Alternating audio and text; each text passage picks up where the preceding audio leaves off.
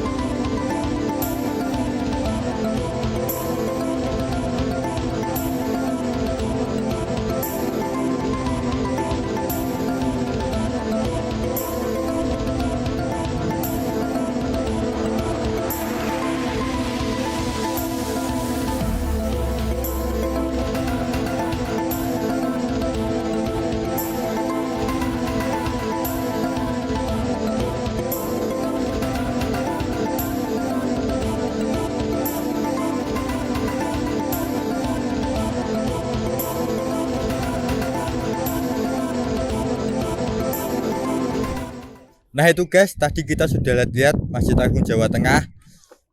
Kita berpisah dulu, melihat ke tempat selanjutnya. Dadah. Hai, Tegar Bismo Tinggi Semampai, jalan-jalan dengan Sani. Hai, akhirnya aku sampai di tempat ibadah yang kedua ini.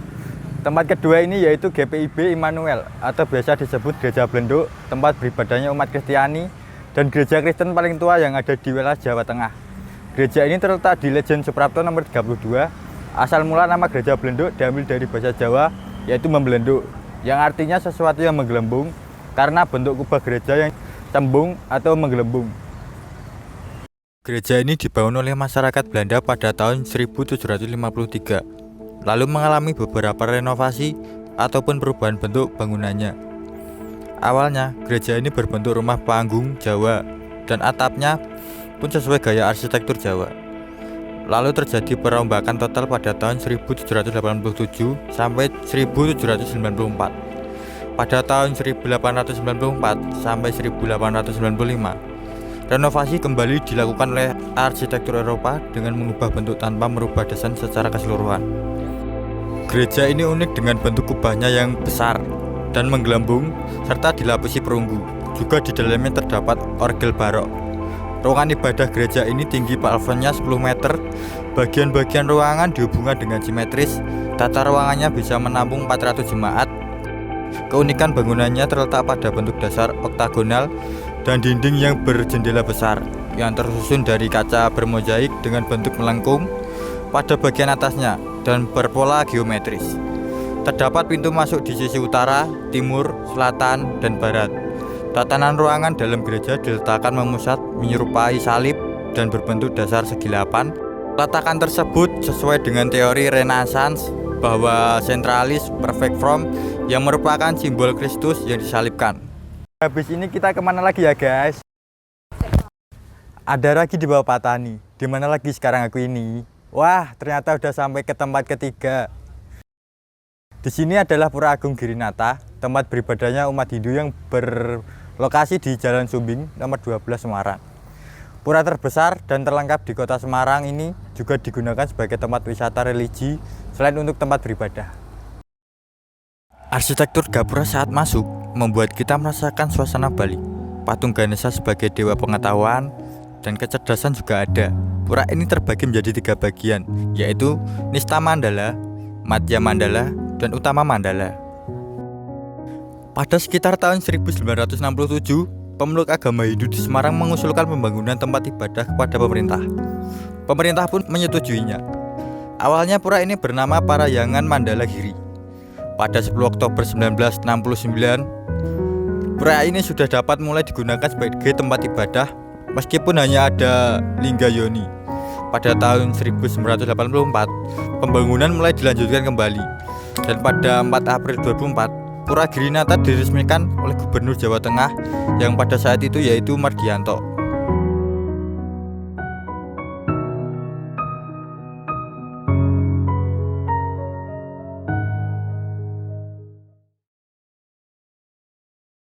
Oke guys, kita ke tempat selanjutnya ya. Vihara Buddha Gaya Watugong ini merupakan tempat peribadatan umat Buddha yang berada di Pudak Payung, Banyumanik, Semarang, Jawa Tengah. Karena tempatnya yang unik, selain untuk peribadatan, tempat ini juga menjadi objek wisata dan salah satu ikon kebanggaan kota Semarang. Pada tahun 1995, diawali dari tanah yang dimiliki oleh seorang tuan tanah bernama Goi Tuan Ling yang kemudian diberikan kepada Buddha Dhamma untuk pengembangan agama Buddha. Akhirnya secara resmi didirikan sebagai Yayasan Buddha Gaya pada 19 Oktober 1995.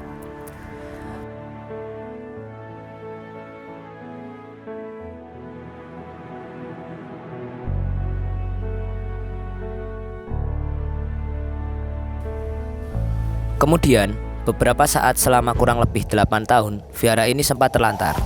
Namun sekarang bangkit kembali di bawah binaan Sangha Theravada.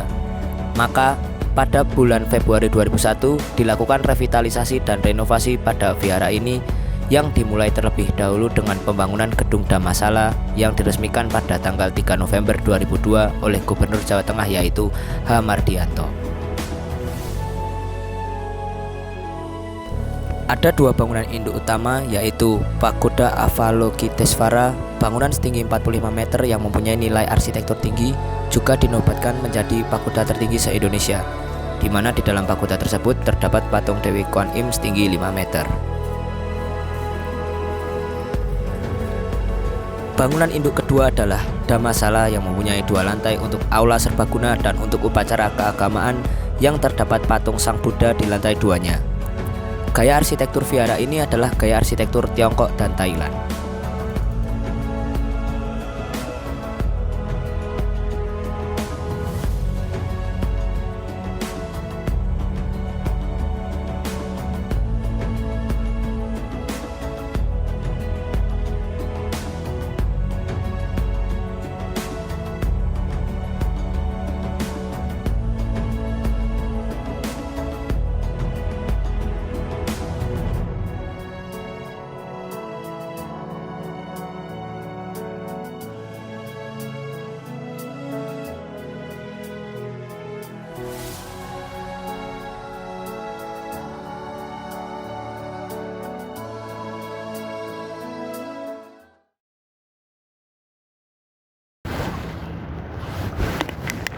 Sekarang kita akan lanjut ke destinasi selanjutnya di Sampokong.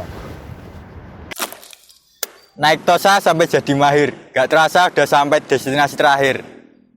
Destinasi terakhir ini adalah Kelenteng Sampokong yang terletak di Jalan Simongan Raya nomor 129 Semarang, Jawa Tengah. Kelenteng ini terbuka untuk umum, baik untuk sembahyang ataupun untuk berpariwisata. Dulunya, kelenteng ini disebut Gedung Batu, karena berbentuk gua batu besar yang berada di sebuah bukit batu. Yuk kita langsung lihat-lihat.